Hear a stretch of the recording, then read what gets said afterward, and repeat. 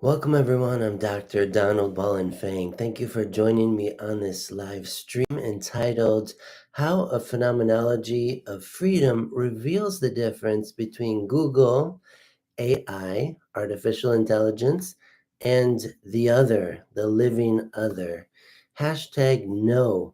Thinking about knowledge, no as in KNOW, thinking about knowledge as what is precisely not the gateway to freedom, but that this ethical relationship between the self and the other, as presented in the philosophy of Emmanuel Levinas, is the key that unlocks the kingdom of freedom in the land of the just.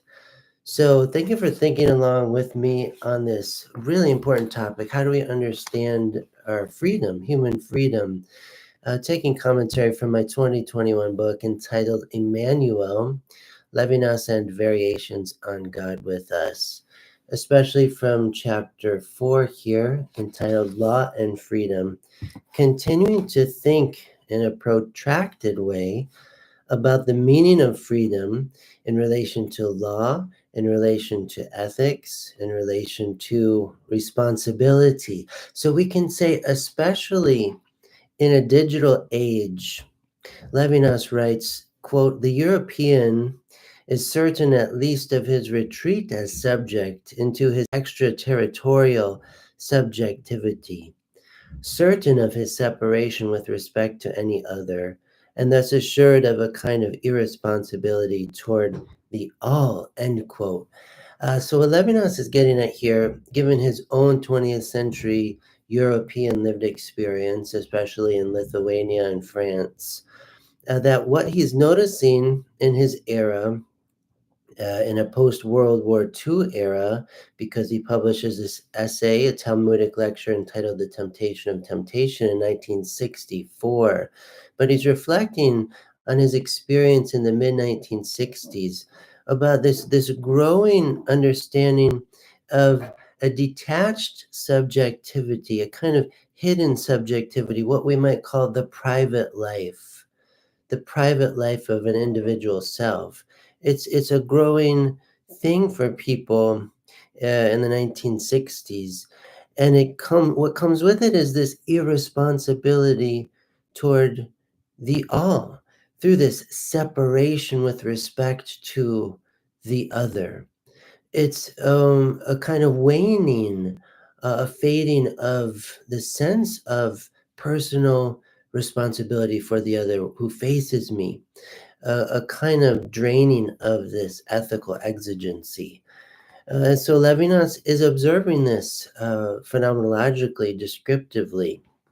So we can say the notion of a private life removed and withdrawn from a public network of transparent relationships is symptomatic of the postmodern era. To pretend to exercise an imagination entirely absent of consequences and effect on others is the grand illusion of our times. To exercise an imagination entirely absent of consequences. So we talk about the doppelganger of a person, that there is a kind of double self. There can be this duplicity, very hidden, but very real with us human beings, that our imaginations can travel thousands of territories. We can run the universe, including the circles of hell, and no one else knows. In our isolation, especially living in so many virtual spaces of being through our various avatars, we can keep everything at a distance with the sense of no consequence. And sometimes we catch ourselves not knowing how to tell the difference between reality and illusion, a virtual space of being and a real one. Given the ephemeral phenomenality of the anonymous virtual world, it seems possible to live in windows of time absent of all responsibility toward the other and toward everyone. The frequent experience of solitude, relieved of all solicitude, has become the premier way of life in postmodernity. It goes by other names: individualism, secularism, egoism in general. Something like news feeds do not so much provoke concern for the other as serve as a form of entertainment at which to gawk, balk, and mindlessly forget in the casual movement to yet another miserable private enjoyment. The private life itself has become a kind of ultimate desirable in thinking about freedom, as if the more private and self-sufficient my life, the more free I am. Free to explore everything with no consequence, with no accountability, incognito.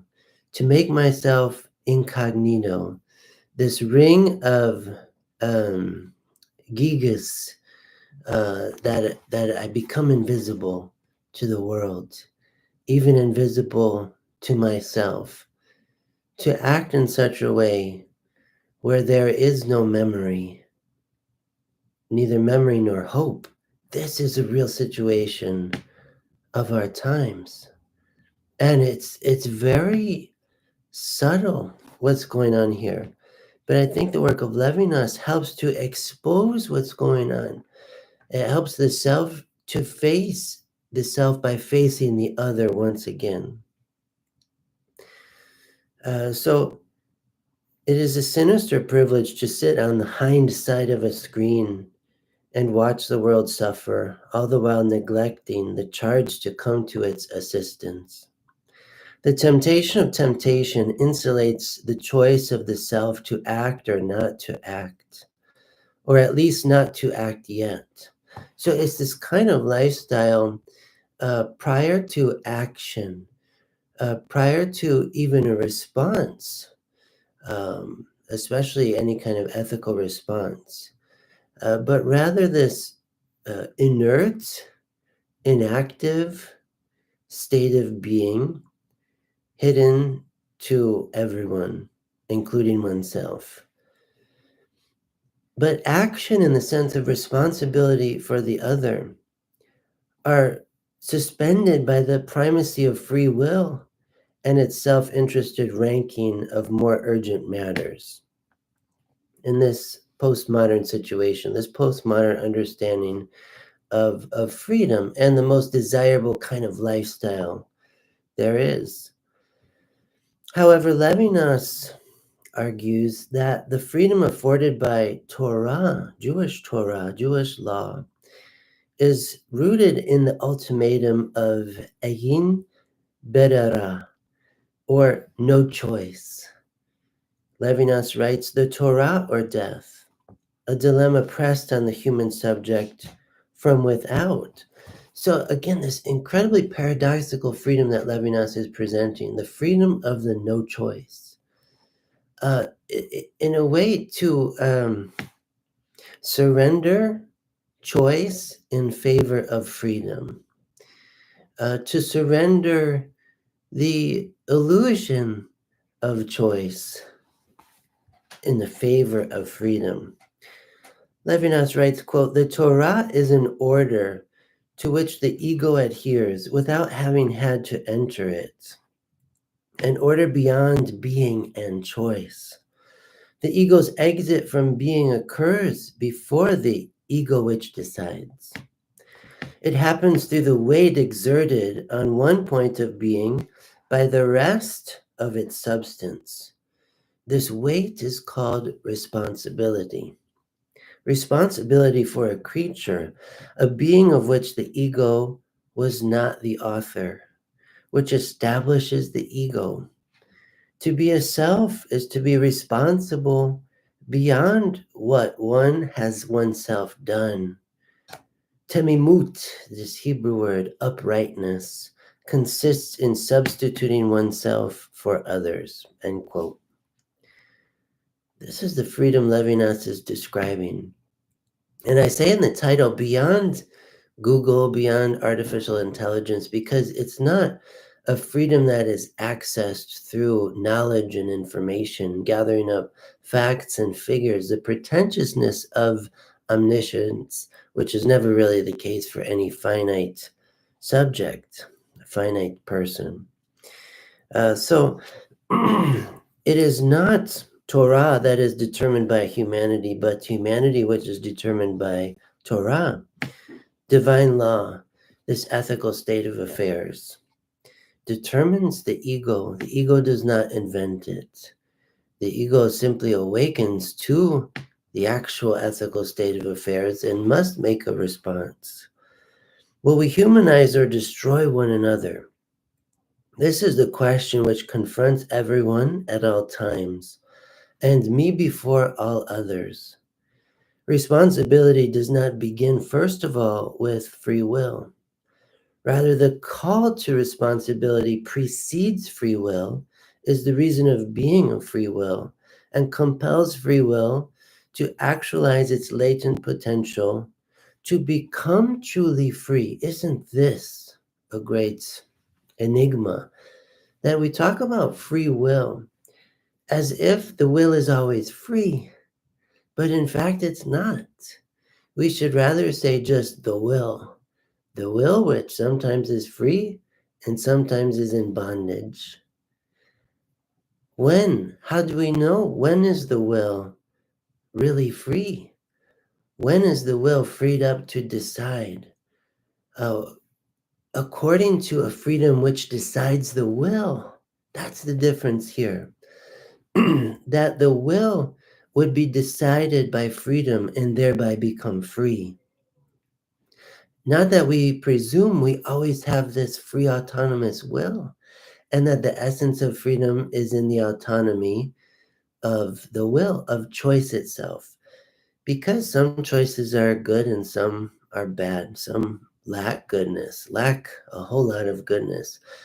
And the more I might choose what is lacking in goodness, what I might choose that has no responsibility about it, this we can describe phenomenologically leads to a situation of bondage, a slavery of the ego by the ego.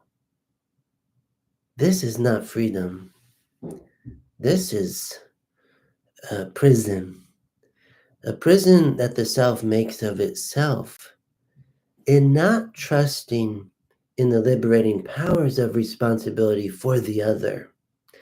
So it is the other who summons me to responsibility and at the same time freedom in and through that lived responsibility. How is responsibility free? Because it prevents the collapse of the ego on itself and the other on death, both of which constitute death for the self, death for the other, paralysis of ethical being, of ethical movement.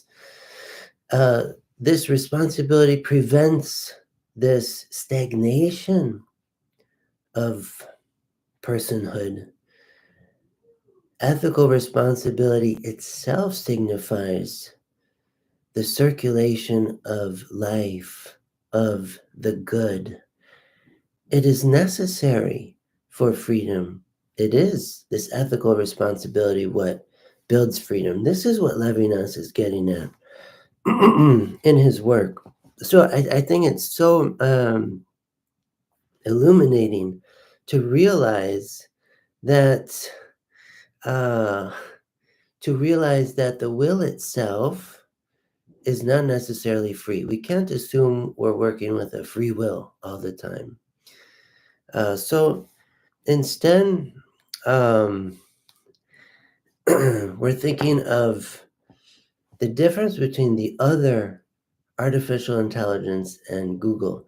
That is a freedom that is won not through knowledge, but through responsibility for the other. Within this Levinasian paradigm, being itself is relegated to an ancillary position in relation to Torah. Levinas writes, quote, "Being receives a challenge from the Torah, which jeopardizes its pretension of keeping itself above or beyond good and evil. In challenging the absurd, that's the way it is, claimed by the power of the powerful, the man of the Torah transforms being into human history. Meaningful movement jolts the real." End quote. So this is so interesting what Levinas is saying here, that being itself, the self-sufficiency of being, the confidence in being, even as the real, Torah calls it into question. This kind of self-reinstatement in being in an autonomous and individualistic fashion that seems to be beyond the distinction between good and evil. So this is the difference between what Torah reveals to the human subject and what the human subject otherwise would assume without it. Torah transforms being, anonymous being, static being, into dynamic human history, meaningful ethical movement, jolts the real. End quote from Levinas. This is to say that Torah serves as guide for the humanization of being. In giving lasting meaning to being through their ethical activity, human persons attest to the ancient primacy of the good over being. Levinas writes in his book Totality and Infinity, quote, "The place of the good above every essence is the most profound teaching, the definitive teaching not of theology, but of philosophy." End quote. So beginning with philosophy, the status of the good as above and beyond every essence, every essential categorization of being, interpretation of being, being qua being as being, but the good is what animates being, not the other way around. In other words, being is because it is good to be. Through ethical relationships, we likewise testify against all nihilistic worldviews, which leave no room for holiness or redemption. Being is stale, or even suffocating without its transformation into meaningful acts of love and service by us rational creatures. Torah subverts the propensity toward a self-insulating power, which only ever ends in self-consumption, and instead relocates power as the prophetic inspiration of responsibility. I am ordered by the other through the interiority of my guilty conscience, which holds me responsible for how the other fares. Attunement to the call of the other is neither naive nor unsophisticated, but represents the heights of the human intellect. So again, taking much commentary from my 2021 book, Emmanuel Levinas and Variations on God with Us. According to Levinas' concept of freedom, moral wisdom is measured by the standard of recognition and affirmative response to the call of the other. Intelligibility is dialogical and commences with a word from the other through the pedagogical process of mimesis, that is imitation, and the development of a symbolic order within consciousness. According to Levinas, this is a quote from the essay, again, The Temptation of Temptation. Quote, "Intelligibility does not begin in self-certainty, in the coincidence with oneself from which one can give oneself time and a provisional morality. Try everything and let oneself be tempted by everything. Okay, so that's this temptation of temptation. Intelligibility is a fidelity to the true. It is incorruptible and prior to any human enterprise. It protects this enterprise like the cloud which, according to the Talmud, covered the Israelites in the desert. So, what is intelligibility? Levinas is getting at this, what it is and what it is not. Intelligibility does not begin in self-certainty, in the coincidence, the coinciding with oneself, from which one can give oneself time and a provisional morality in an autonomous self-legislating way. And in order for this to happen, the self often is convinced that I must try everything, let myself be tempted by everything, and then I can come up with my own best laws and lifestyle. But instead, Levinas is saying that intelligibility itself is a fidelity to the true. It's incorruptible prior to any human enterprise or discovery. Consciousness, he says, is the urgency of a destination leading to the other person and not an eternal return to self. That's very beautiful, I think, how he puts that there. That consciousness itself. What am I conscious of? There's a genitive here. And the genitive is not what my consciousness is making, but what it's receiving.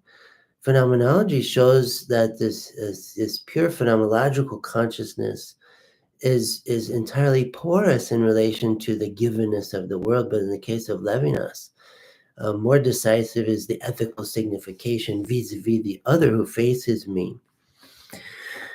So Levinas writes in his book Totality and Infinity, quote, and yet the concern for intelligibility is fundamentally different from an attitude that engenders an action without regard for obstacles. Intelligibility signifies, on the contrary, a certain respect for objects. The famous suspension of action that is said to make theory possible depends on a reserve of freedom, which does not abandon itself to its drives, to its impulsive movements, and keeps its distances. Theory in which truth arises is the attitude of a being that distrusts itself. Knowing becomes knowing of a fact only if it is at the same time critical, if it puts itself into question, goes back beyond its origin. In an unnatural movement to seek higher than one's own origin, a movement which evinces or describes a created freedom. So Levinas is critiquing theoretical knowledge here in favor of what we might call an ethical knowledge or an ethical, um, I don't want to say experience because so many things can be put in the basket of experience, but it's an ethical, not so much experience, but an imperative, the weight of the neediness of other that comes upon the self. And not just as an experience that I could um, buy or sell or locate and coordinate among other ones, experiences of objects, of various consumable goods or something, but instead this intelligibility of responsibility originates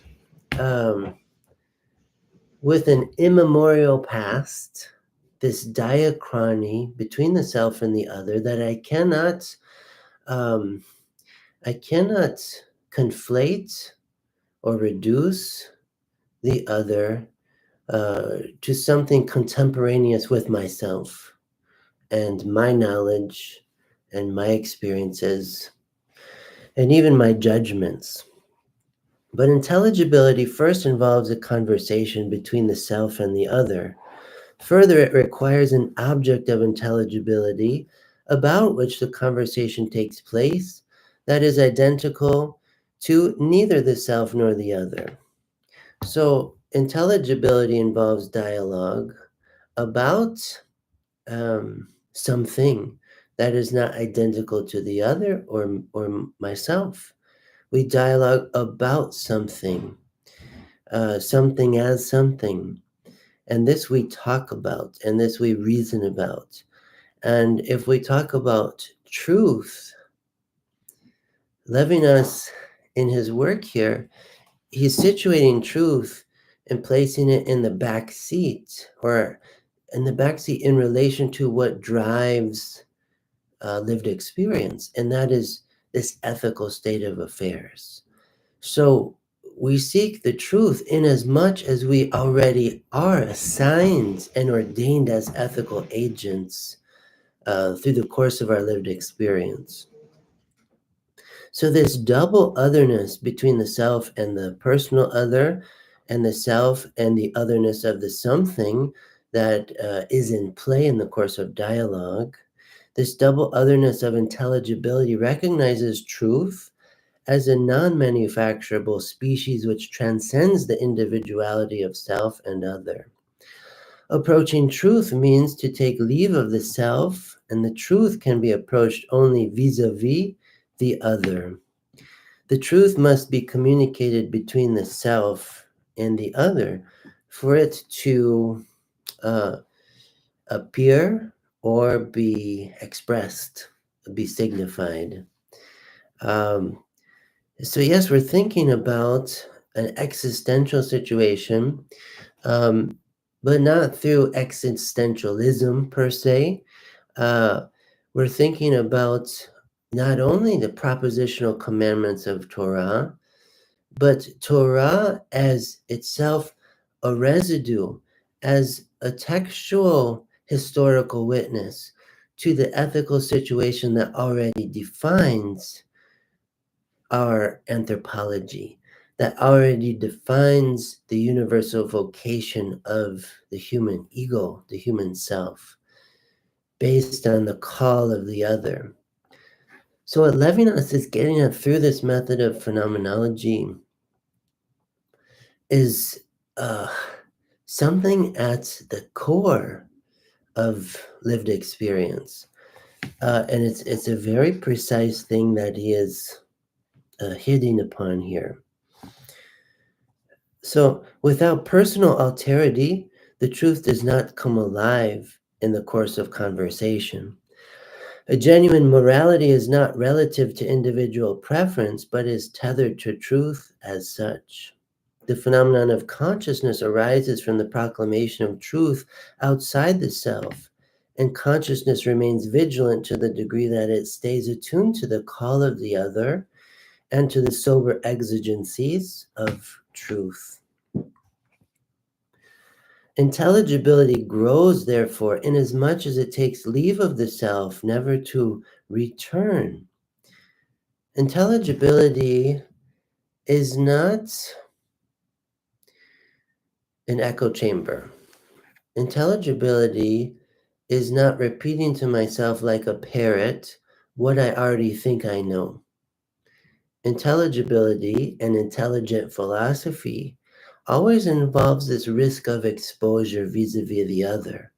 It involves a new conversation, a new exchange, new points of recognition, this ever-expanding horizon of discovery and response to what is discovered. Freedom in relation to intelligibility reveals its paradoxical character through the experience of suffering the other, in which the self becomes hostage to the other in a relational context of radical passivity. Levinas writes in the same essay, quote, "It will at least be admitted that this freedom does not have any leisure time in which to assume this burden, that as a result, it is from the start as if compressed or undone by suffering. This condition or uncondition of hostage is an essential modality of freedom, its primary modality, and not an empirical accident of a freedom always remaining above it all. So, very, very radical concepts with Levinas and understanding freedom. Freedom is not, again, something I choose. Suffering the other is not something that I contemplate in my leisure and make a decision about, whether I accept it or reject it. Suffering the other defines my humanity, defines this ethical situation that is a constant. And so, um, in my leisure time, it will be reinforced with intelligible reflection about this actual state of affairs. But it's not something I decide. It's not something I fabricate. It's not something discovered as some kind of empirical accident of freedom understood as free will that remains above all states of affairs. In this impossibility of running away from the imperious cry of the creature, the assumption of responsibility in no way goes beyond passivity. So Levinas is describing human subjectivity, the ego life, as inevitably and radically passive in relation to the other who faces me. The nakedness of the face of the other, the vulnerability of the other, the exposure of the other, the fragility of the other, the neediness of the other, all awaken in me my own most subjectivity and my own most responsibility for the other. Consciousness itself is described phenomenologically as most of all pure passivity in relation to the otherness of the outside of the self. The senses of the body themselves, which are the gateway of the world that is given and signified to the self, the senses are entirely porous. The eyes, the ears, the nose, the mouth, the skin, the entire body does not invent the world but receives it. Conscious life, as the spiritual core of the person, which is very active and engaging with the world, is passive. It's passivity. All the more so when we realize as we grow older and we come of age, the ethical situation in which we always were in. Once we move toward this maturation of responsibility for the other, this movement from child to adult, there's a maturity of childhood which we can speak about at another time. But the maturity Levinas is talking about is becoming a son or daughter of Torah, bar mitzvah, uh, bat mitzvah, to live according to the mitzvot of Torah, which simply serve as signs to the um, ethical signification that already structures my subjectivity. So there's another quote I want to make from an essay by last name Kaplan, first name Lawrence Kaplan. This essay, Israel Under the Mountain, subtitled Emmanuel Levinas on Freedom and Constraint in the Revelation of the Torah. Kaplan writes, quotes, precisely because the Torah is opposed to violence, both the Torah and those who accept it are always exposed to the threats of violence and death. To truly accept the Torah then means to accept this exposure to danger, violence, and death. End quote. So this underscores the phenomenological precision of describing consciousness, human subjectivity, as radically passive. It's a constant exposure to danger, violence, and death. And what is so natural to human experience is this insistence and intentionality of this conatus essendi, the struggle to be in spite of the threats of danger, violence, and death, to mitigate those possibilities by insulating the self, by gaining more for the self, even by taking from the other. But Levinas points out the paradox in all of this. The great paradox in all of this that involves a great fortitude and courage, not to fear death, not to fear danger, not to fear violence, because these are not absolute. And if I fixate on them too much, just like the head of Medusa, I will become frozen and have a stagnation of my own being. But instead, because in all honesty, my humanity, my selfhood, is entirely vulnerable, I might as well risk it all. I may as well live according to the radical passivity that I am and not pretend like I'm not this. Moreover, what Levinas is opening to in this philosophy of freedom through a phenomenological description is I recognize the radical passivity of the other who faces me, more fragile than my own in relation to me. And so in recognizing myself as hostage to the other, the self escapes itself and burns its ships upon arriving upon the shores of responsibility. No matter what happens, no matter what comes, because in this ethical movement toward the other, I've forgotten about my own susceptibility, my own death, my own impending misfortune or fate or whatever might happen. But instead, what I desire has already been assigned to me. My desires, all of my desires in some way are coordinated with the fundamental vocation of my life to live for the other, to become responsible for the other. In this vocation, all beatitude is one, inasmuch as it is exceeded in an egocentric concept of beatitude. This is Levinas. Leisure then is exchanged irrevocably in return for the chance to care for the other. The chance, the gift of caring for the other, of serving the other in love is better than some miserable private life.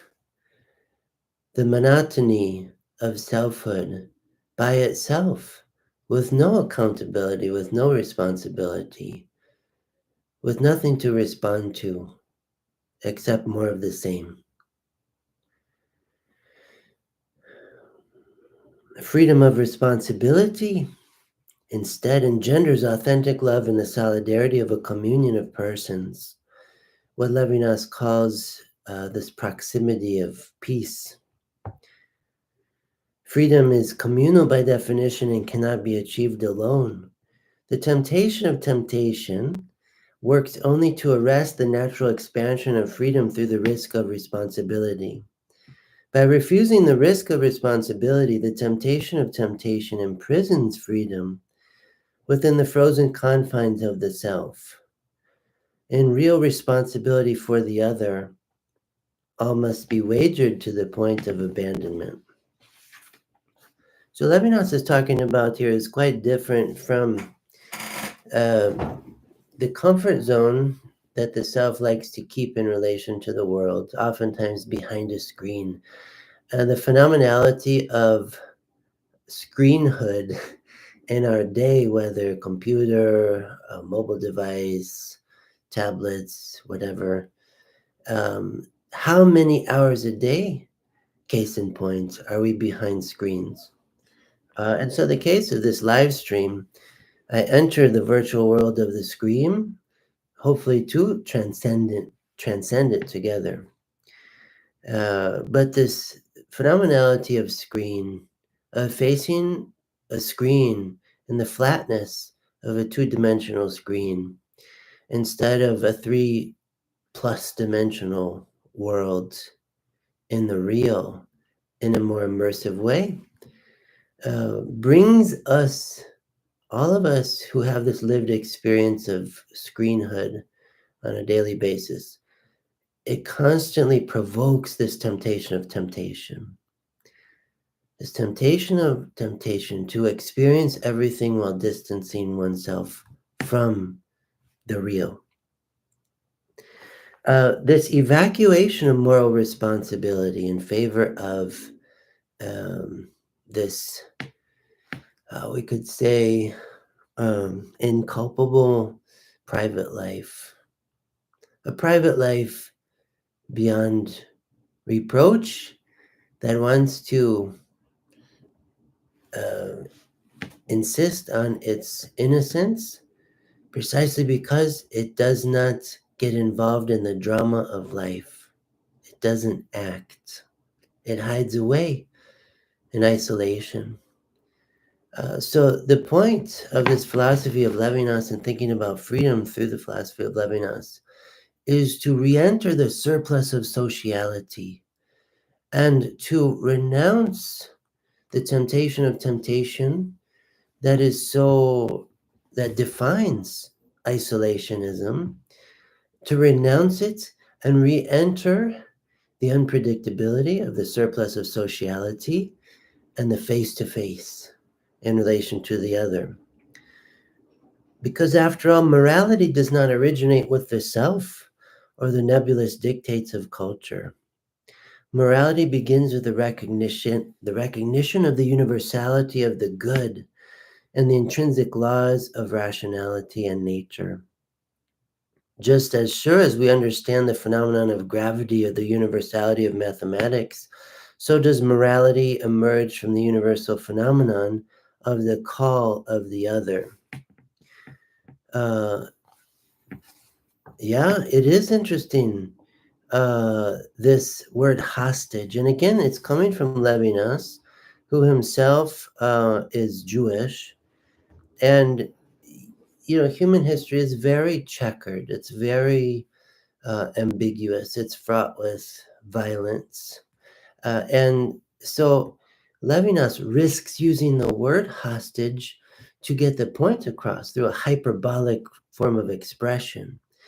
And it's a paradoxical use of the term, because if he doesn't use it, then the risk is that we all remain hostage to ourselves. But by saying that the other is not my hostage, but I am hostage of the other, it's not a hostage that is locked in a prison. It's, we could say, a hostagehood that awakens hospitality in the self. This is the paradox. To say I'm hostage of the other doesn't mean I want to break free from the other holding me hostage. But he's saying I can't break free from it. It is the ethical state of affairs for the self, whether we like it or not. And the paradox is that freedom is open to the degree that I lean into it in becoming responsible for the other who holds me hostage in my responsibility for him. So we have to understand the figurative use of the expression. And so, yes, this is important. And even you mentioned Abraham in the chat. Even with Abraham, and we read in the book of Genesis this story called the Akedah, or the binding of Isaac. Levinas has beautiful reflection about this over and against Kierkegaard. And Levinas talks about how the climax of the story about the binding of Isaac and going up Mount Moriah, and Abraham's about to sacrifice his son because God told him to do so, supposedly. That the climax of the story is Abraham's return to the ethical and not sacrificing his son and not doing what all these other polytheistic nations are doing in child sacrifice. So we see the sacred name of God appear in the narrative when the angel of Hashem comes and tells Abraham to stay his hand and don't sacrifice your son. And so uh, that's the point. That's the point here is to reverse holding the other hostage according to the domination of my conatus ascendi, and instead undergoing this conversion and inversion in which I recognize myself, not by choice, but by ethical imperative, to be the constant hostage of the other, inasmuch as the call of the other makes an imposition on me to become responsible for her, without which I can't even become myself. So this is the language of Levinas that he's using, very hyperbolic, very provocative, to bring about that phenomenological conversion of the natural attitude, first of all, and moreover, recognition of the ethical signification of the call of the other within the phenomenological analysis of lived experience. This is a fantastic payoff we have in reading Levinas and studying Levinas.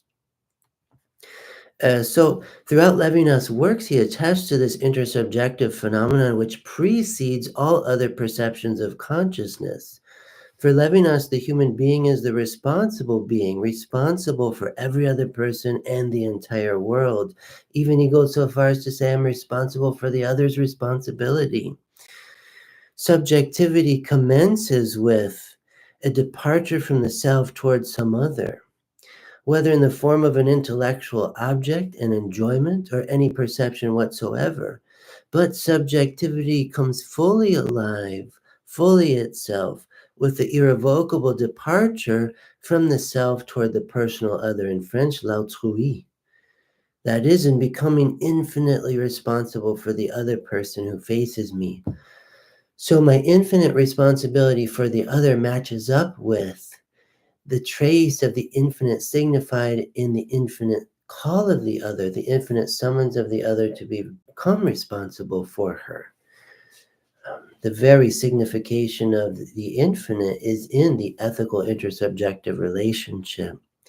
It is not some concept to contemplate, but it is known. The infinite is known to the degree that it is lived. So, this is how subjectivity commences. The suffocation of being that none of us want, the inescapable experience of being riveted to oneself in existence, what Levinas calls in French the il y a, the there is, and the banality of pleasure are all overcome through the affirmative response to the call of the other to the point of abandonment.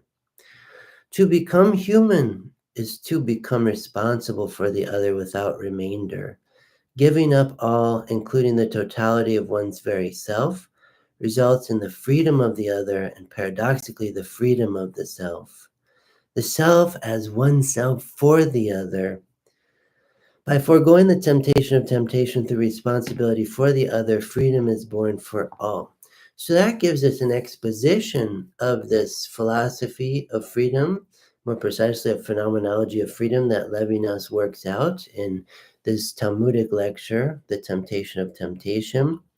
And now, as the title of this live stream promised, I want to just reflect a bit on the difference between the personal other that awakens this freedom, this ethical freedom in and through responsibility, the difference between the other and what we mean by artificial intelligence, or even what we could say the Google phenomenon or the search engine phenomenon, where I face an open box with a blinking cursor, and I am the captain at the helm of this ship of the discovery of knowledge, and I can type in anything I want behind the screen, oftentimes by myself with no one else looking.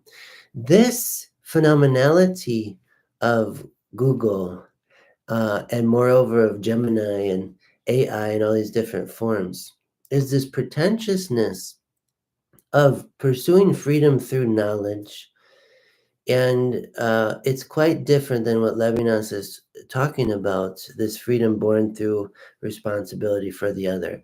So I just want to talk about Google a bit and bring this full circle in this live stream. So thank you for the question in the chat. How do you deal with repressed anger? Well, in philosophy, I think first we have to situate every concept and try to be accurate about what it is. So when I hear the word anger, I understand anger to be especially a passion that is experienced, and first of all is morally neutral within lived experience. And there's many passions: hope, sorrow, joy, uh, these kinds of things that in themselves, yes, we experience them as emotions in our affective life. And to say emotion means they're in motion. So have there been times in my life I've been angry? Yes, of course. Am I not angry right now? No, not very much, I would say. Um, but does anger haunt my peace? Yeah. What is anger? It's something that comes and goes. It's provoked, but it's not some absolute. I see anger, it's a possible lived experience, and it can come as a response to the givenness of a phenomenon or an ethical signification or a lack thereof. And so one could become angry and then want to deal with it by repressing it. It's almost like the term repression itself is angry, an angry response to anger. And so it seems to me, especially thinking about the philosophy of Levinas, to deal with anger, for example, the antidote has something to do with peace, with this shalom, the Hebrew word and even theological meaning of shalom. Anger doesn't treat me like a puppet on a string. I don't want to let that happen. So I must maintain the self mastery in relation to all these emotions that come and go, not just as a good stoic, but in and through what's at stake, the other, my responsibility for the other. How does anger serve better my responsibility for the other? Maybe in some situations, some rare occasions, it could serve it. If I have to intercept a violent persecution of the other, like Thomas Aquinas in his Summa Theologiae talks about, anger can be a means for the courageous person to act courageously. So it can be harnessed like lightning. It can be harnessed for a greater good. But anger is, in the Judeo-Christian tradition, regarded as one of the 7 deadly sins, and it tends to be dangerous. It tends to be flammable. So I guess what I might recommend about anger in practical ways is to try to let it go, not actively repress it, in as much as not letting it have any domination of the self. And we do that by continuing to think toward the whole and live toward the whole. And anger is always something that will pass.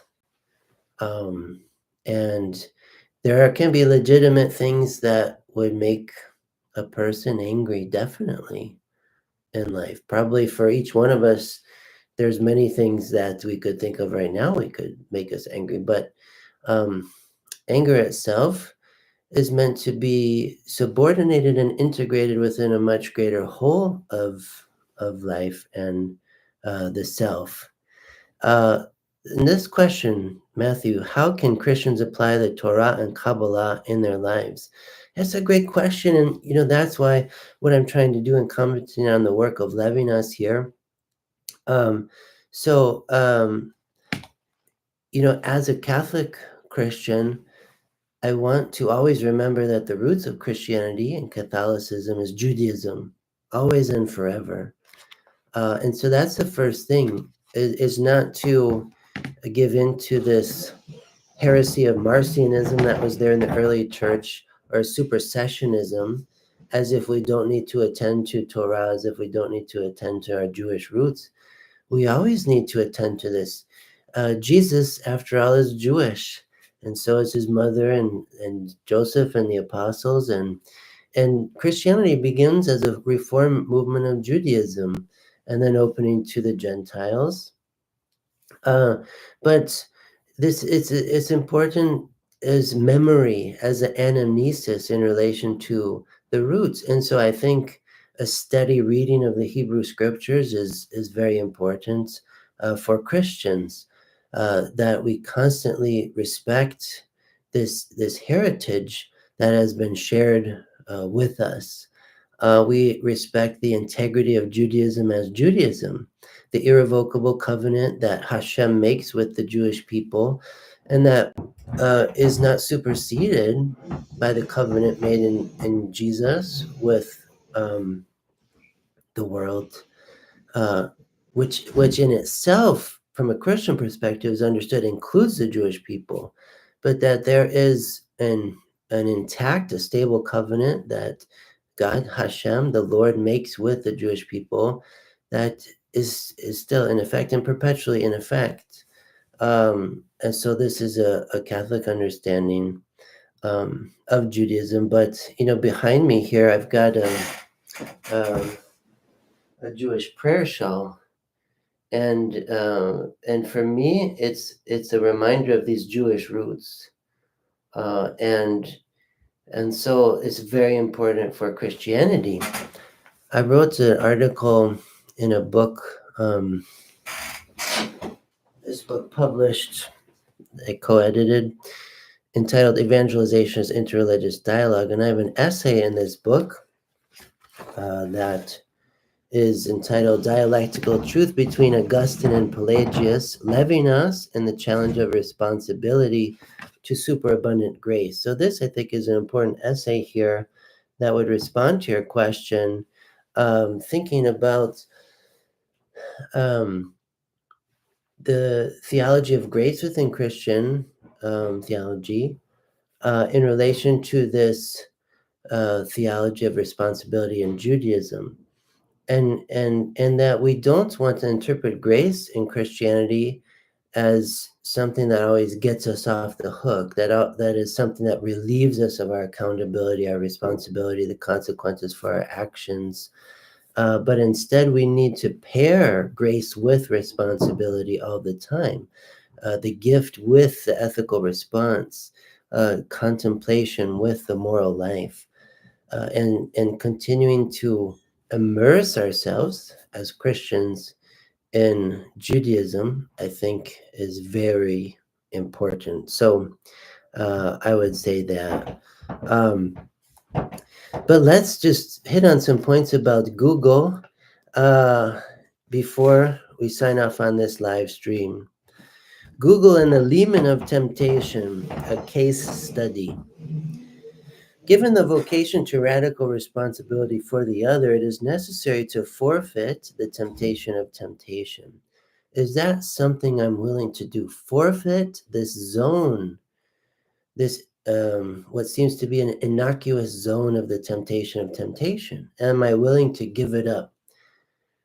But I'm called to give it up. But in the 21st century, there is one phenomenon that promotes the temptation of temptation like no other and like never before in human history. And this was not even the case in 1964 when Levinas published this essay. But the phenomenon that promotes and provokes the temptation of temptation, we call it the internet. Presenting the illusion of infinite knowledge and boundless virtual possibilities, the internet wraps its onlooker in a web of perpetual fantasy. The hiatus between good and evil is suspended inasmuch as the search engine pronounces no judgment on its user. So that sense of being above the distinction between good and evil we have in the phenomenality of internet living, of internet searching and exploring. Uh, there's there's no we could say safeguard against entering into this jungle of the temptation of temptation. Knowledge is the ongoing alibi for every word search under the sun. I search it because I want to know. I search it because I'm curious. And I can render myself innocent over and over again in the name of knowledge. Because isn't knowledge morally neutral after all? So this is what Levinas is unmasking in this phenomenality of the internet, which brings with it the temptation of temptation. Even more, it seems to me that everything needs to be searched and to be made available to encounter in the name of omniscience. This is what the pretentiousness of the self begins to think at the level of the unconscious thinking through this World Wide Web. Even if I admit that I am not omniscient, I must yield to the pretense that the internet is. By its very phenomenality, the internet is an invitation to knowledge almighty, and therefore an invitation to the temptation of temptation. So interesting. But us genuine scholars know that the internet is not omniscient. Wikipedia is not omniscient. Every search we can do on the internet doesn't always get us to the best scholarship on a question. All the AI in the world cannot replace um, the spiritual intelligence of the human being. It mimics what we do, and it can do some helpful things for research, but research is still, there's something of transcendence about it, that we have to go to many different kinds of sources and not limit ourselves to the virtual bottlenecking phenomenon of the screen.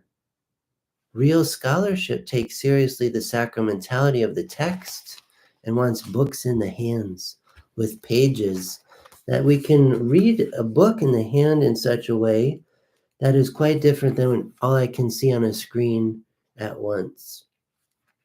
We prefer, in real scholarship, the sacramentality of the text, um, the the wonderful smell of a good old library, and we go there. We're not content just behind the screen. We'll use screens, yes. We'll use screens to the best we can, but we realize in our scholarship again and again that the internet doesn't give us everything we want in our scholarship or respond adequately to our questions. And so through phenomenology, we're thinking about, again, the lived experience of facing the screen, dealing with knowledge through a screen, but also that experience of the blinking cursor on the search engine. I could type in anything I want. In different languages, I can search and see what comes to me. It's almost akin to, I want to say, a gambling phenomenon in a casino or something, and a rolling of the dice, of pulling the lever on the slot machine. What might come? This phenomenality of, we could say, excitement, anticipation, a kind of ecstasy into this prize, which always will be finite. And that's the issue of the difference between freedom through responsibility and an illusory and futile attempt to achieve freedom through knowledge. So, in my experience of the infinite, I hover over the distinction between good and evil as long as I remain within the temptation of temptation. I pretend to be above the difference between good and evil as long as I suspend the question. Is it good? Is it evil? Oftentimes we can be on the internet not asking the question, suspending it, setting it aside in the name of the innocence of knowledge. Returning to the symbolic tree we read about in the book of Genesis chapter 3, the symbolic tree of the knowledge of good and evil, before partaking of the forbidden fruit, I hearken to the voice of the tempter and consider the possibility of the possibility of possibility, etc. That's what's meant by the temptation of temptation. Levinas says as much when he writes that, quote, the temptation of temptation is thus the temptation of knowledge. The repetition once begun no longer comes to a stop. It is infinite. The temptation of temptation is also the temptation of temptation, etc.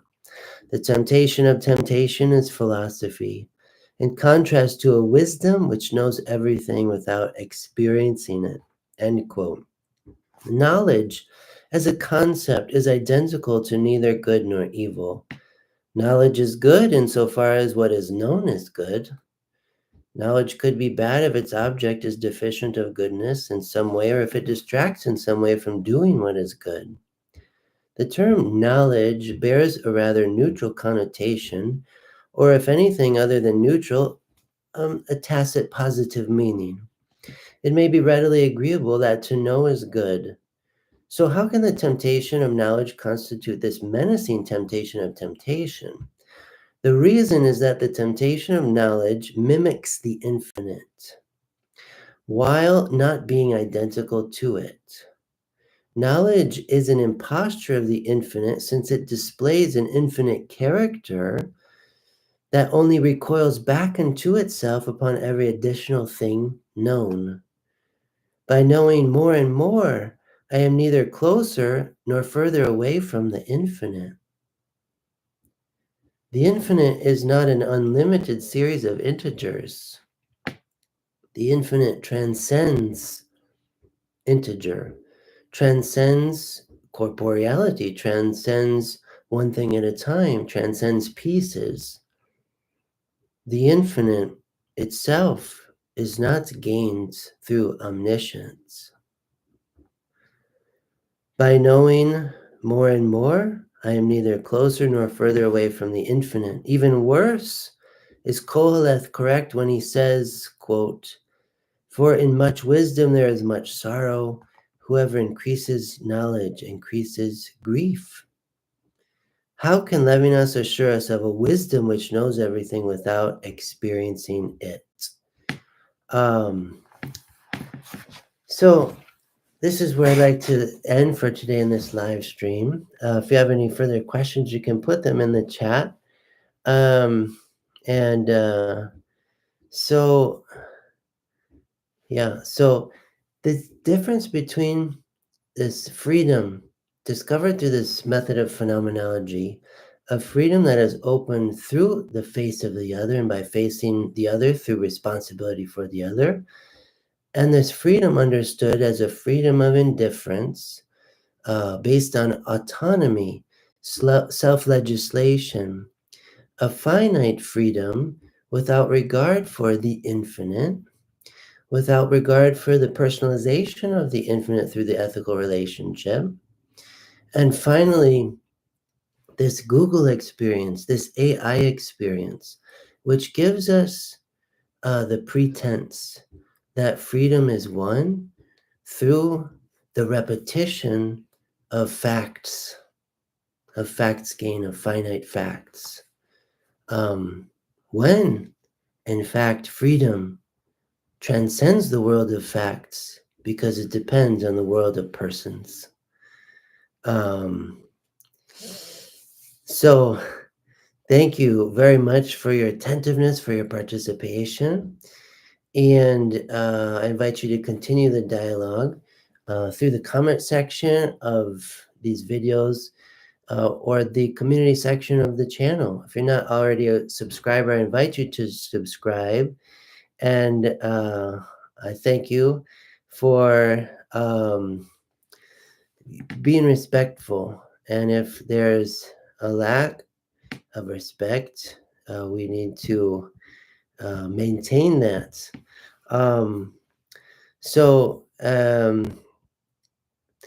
These things we want to continue to keep accountability with each other on the channel. and in our thinking together. And because this channel is about philosophy and theology and serious dialogue. And so to do that, we need to ask open questions and not hurl demeaning sound bites, at each other. We need to take time to think because the whole is quite expansive. And if we're committed to thinking toward the whole, we don't want to let this philosophizing be hijacked by sound bites because this is not philosophy. And so if I could add one more thing about the phenomenality of the internet and the social forums that tend to happen on the internet through these sound bites, it's a degradation of philosophy. And not to say that our intentions are bad or immoral, but we get hypnotized by um, the phenomenality of the sound bites, and we think we can think in sound bites. But this is not true philosophy. So I look to someone like Emmanuel Levinas and the way he philosophizes as a coach, as a teacher, as a kind of master, a rabbi. How should we philosophize better? And I think the way he philosophizes is so exemplary. So I want to think with him. I want to think along with him and not give in to the expedience of the casual soundbite, not succumb to flippancy in thought. So flippancy is not philosophy. Um, and if we're serious about the truth, if we're serious about calling a thing what it is, we need to overcome the temptation to be flippant through sound bites and take the time necessary to think toward the whole by letting the whole take the helm of the process of thought and attending to it, responding to it. And this is what Levinas is getting at with the intersubjective ethical relationship. It is not something that I decide upon, but something that decides me from the start, beginning to end, always, everything in between. So thank you for thinking along with me on this live stream, again entitled How a Phenomenology of Freedom Reveals the Difference Between Google, AI, and the Other. Maybe I'll continue to think toward the whole, to pray from the heart, and to live as a witness. We'll see you in the next one.